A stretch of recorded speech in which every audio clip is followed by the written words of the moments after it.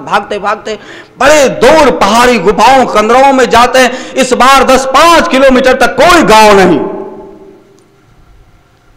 अब अलग संकल्प लेते हैं, मैं किसी जानवर का शकल तो देख लूं पर किसी आदमी का ना देखूं। बड़ा गजब है यह आदमी। भगवान बोलते हैं ये बड़ा ही दुर्लभ प्राणी है मनुष्य का शरीर। सुर दुर्लभ सब ग्रंथ ही गावा, मानव तन अति दुर्लभ पावा।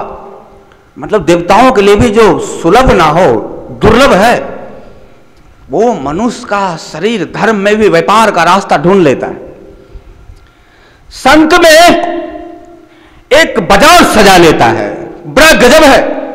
इसलिए मैं कुत्ते बिल्ली गधे का तो शकल देख लूंगा पर मैं मनुष्य का शकल नहीं देखूंगा। ऐसा संकल्प करके घनघोर जंगल में, जहां 10-20 किलोमीटर तक कोई मानव बस्ती नहीं था, बोला जानवरों के साथ रहकर साधना करना, और चले गए। साधना करते करते 12 साल इस बार ना धन ना नारी ना कंचन ना कामिनी ना नाम, सबसे मुक्त होकर सबसे परे हटकर ध्यान में लग गए। संत को विचार आया कि बहुत वर्ष हो गए गुरुजी का दर्शन किए हुए, अब एक बार गुरुजी का दर्शन तो जरूर करना चाहिए, क्योंकि साधना भी हो गया, सब हो गया, दर्शन जरूर करना चाहिए। ऐसा सोचकर वो दर्शन के लिए चल पड़े। तो जंगल जंगल कंदराओं कंदराओं गांव से गांव चलते हुए गुरुजी के दर्शन के लिए चल पड़े। लेकिन जब थोड़ा दूर रह गया गुरुजी का आश्रम,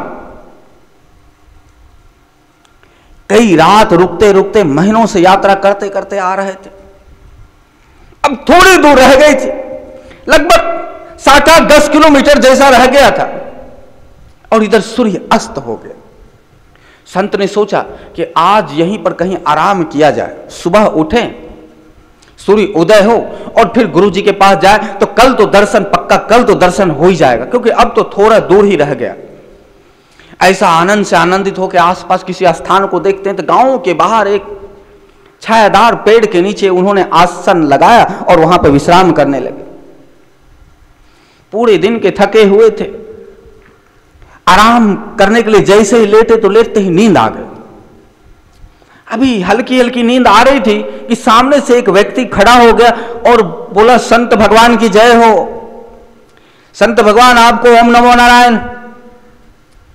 संत ने धीरे से आंखें खोला, उन्होंने जवाब दिया ओम नमो नारायण। तो बोले, लग रहा है कि आप अभी अभी पधारे? तो बोले हाँ अभी भी। तो बोले भोजन पानी? तो बोले भोजन पानी की कोई जरूरत नहीं। बोले कैसा हो, ऐसा कैसा हो सकता है? आप हमारे गांव में आए हो और हमारे गांव में आप बाहर आराम कर रहे, विश्राम कर रहे हैं, और बगैर भोजन का हम कुछ लेकर आते हैं जो हमारे से बनता है। संत ने कुछ नहीं बोला, वो घर से भोजन लेकर आया, संत के सामने रखा। संत ने मना किया, भोजन नहीं करूंगा। बोले आपको करना पड़ेगा, आप हमारे गांव के अतिथि हो, इसलिए जितना हो थोड़ा ही हो लेकिन करो। संत ने पीछा छुड़ाने के लिए भोजन कर लिया, लेकिन भोजन करते करते संत के मन में एक बात आ गया, कहा लग रहा है अच्छा सेवक है, बताओ हमने मांगा नहीं तो भी भोजन लेकर आ गया। तो समाचार, हाल समाचार तो पूछना चाहिए। उन्होंने उस सेवक से पूछता है कि भैया और सब आनंद मंगल तो है ना? तो सेवक बोलता है जी संत भगवान आपकी कृपा से सब आनंद मंगल है, बस एक चीज की तकलीफ है। और ऐसा करके रोने लगा। जब रोने लगा तो संत ने बोला रुक रुक, रो मत, बता क्या है, बता क्या है, रो मत। तो उन्होंने बोला नहीं नहीं जाने दो, भगवान जो करते हैं अच्छे के लिए करते हैं, जाने दो। फिर संत ने बोलता है बता तो सही क्या बात है? तो बोले प्रभु मेरा एक ही बेटा है, पिछले 12 वर्षों तक मुझे कोई संतान की प्राप्ति नहीं हुई थी, 12 वर्षों के बाद भगवान की कृपा से संतान की प्राप्ति हुई। अब वो 7-8 साल 10 साल का हो गया है, अचानक ये 15-20 दिन से बीमार चल रहा है। अब तो कल वैद्य जी आकर ये भी बोल दिए ये तो नहीं बचेगा, अब तो बचना बड़ा मुश्किल है, ये बिल्कुल ही नहीं बचेगा। तो इसलिए एक ही बेटा था। अब बस ऐसा करके फिर रोने लगा। तो जब रोने लगा तरफ तरफ के, तो फिर वो बोलता है अरे चिंता ना कर। तो अपने जटा में से एक बाल को संत जी ने तोड़ा और बोला जा इसको गांठ बना के बांध दे।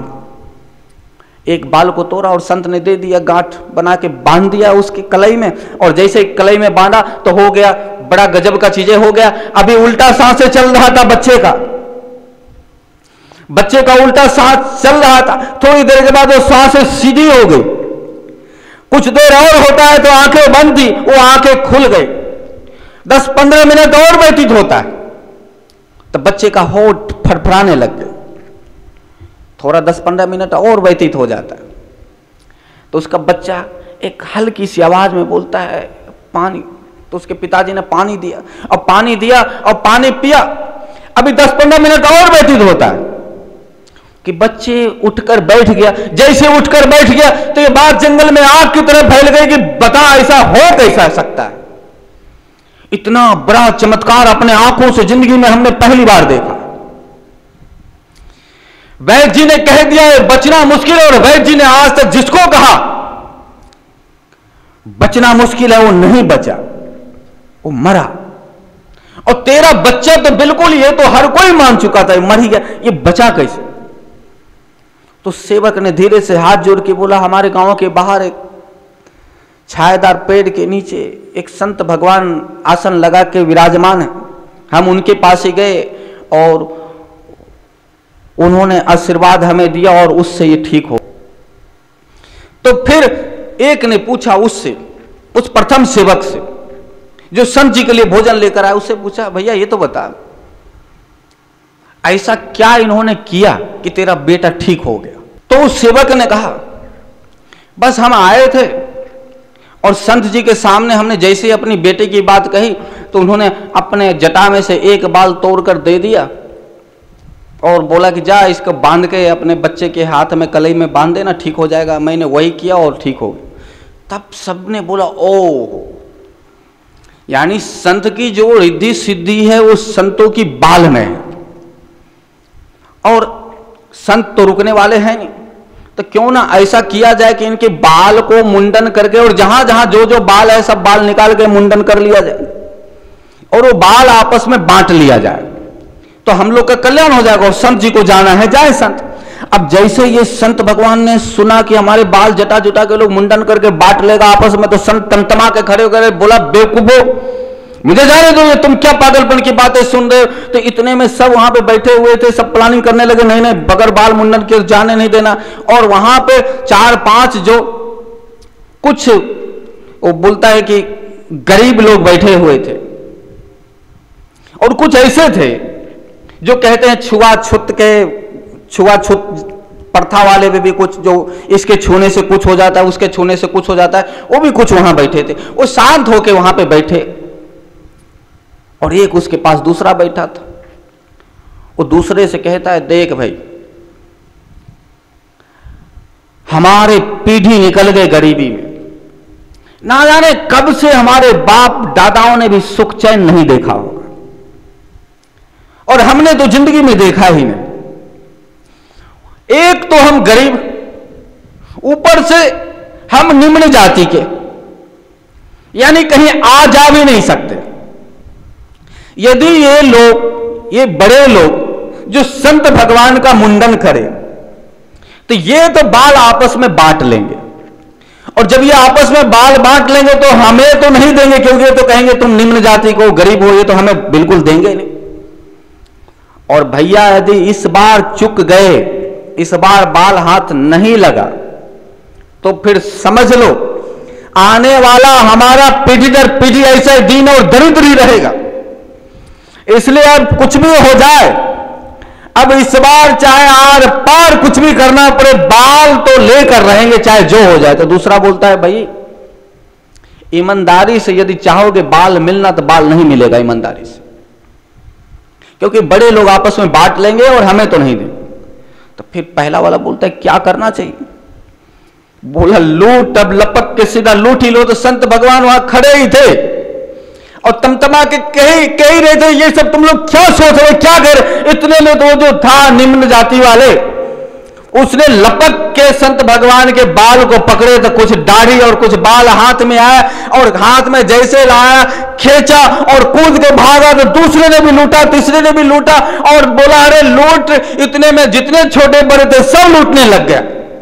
अब जब सब लूटने लगा तो संत भगवान के ऊपर से नीचे तक सारे बाल को नोच कर लेकर भागे। कुछ देर में भीड़ खाली, संत भगवान अकेला लहू लुहान खड़े रह गए, और एक आवाज उनके कानों में गूंज जाता है कि देख बेटा, धन नारी नाम और रिद्धि सिद्धि के चक्कर में ना पड़ना, और यदि पड़ा तो समझ लेना कलयुग की तिकरमबाजी। तो एक शब्द उनके अंदर गूंज पड़ा, गुरु की वचनों में फेर बदल, समझो कलयुग की ही तिकरमबाजी। ऐसा, और फिर रोने लगे, बोले हे गुरुदेव गजब हो गया, हम लुट गए, हम बर्बाद हो गए। और फिर दौड़ पड़े, और जब दौड़ पड़े आश्रम सामने आया, आश्रम का गेट खुला, गेट के अंदर गए, सामने गुरुदेव मंद मंद मुस्कुराते आ रहे थे, और ये शिष्य जो संत था वो सीधा उनके चरणों में लेट गया और चरण पकड़ लिया, बोले गुरुदेव मार दो पर अब मैं नहीं कहीं जाऊंगा, गुरुदेव मैं बर्बाद हो गया, मैं आपके वचनों को नहीं समझा। और यहां इसलिए साधक